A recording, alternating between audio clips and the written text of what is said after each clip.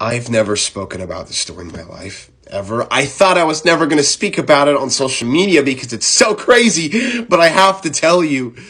I was with this group of people, man. We were called the Praise House. I don't know if you remember it. It was about 2 years ago. And we all met up in person for the first time ever. We rented a house in Atlanta and we just sung, praised Jesus, and had fellowship together. The very first night we're staying at this house, at night it was strange. Around 10 o'clock, we would hear, like, on the roof. We explored the house more. No joke, there was a picture of Satan and alcohol on the wall. It was weird. People were hearing voices. It was a crazy demonic attack on us. And I lived about 30 minutes away because I also lived in Atlanta. So I stayed at my own house during the time. And I hear about this, and I can be skeptical at this time in my life about stuff like this. And I sit down with a girl, her name's Mackenzie, and I was like, Mac, what happened? What happened at this night? She was telling me all these crazy things. I was like, man, why does this stuff never happen to me? She's like, I don't know, David, but it happened. I was like, okay, yeah, whatever. Footsteps and voices.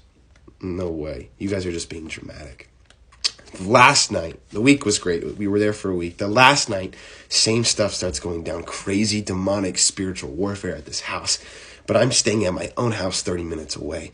And I'm on the phone with a girl named Julia Poe. And Julia Poe, she's a Republican in California. So she's very straightforward.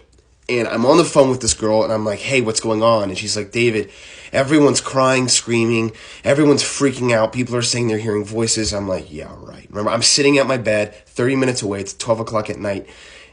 And then she starts crying. And I'm like, oh, my gosh. I remember saying, why are you being so dramatic? And as soon as I said that, electricity shot through my entire body, and a wave of force hit me, and I was moving around. I had to grab my bed. I was shaking, screaming, laughing, and crying. It was a crazy experience. It was like a fight for my soul.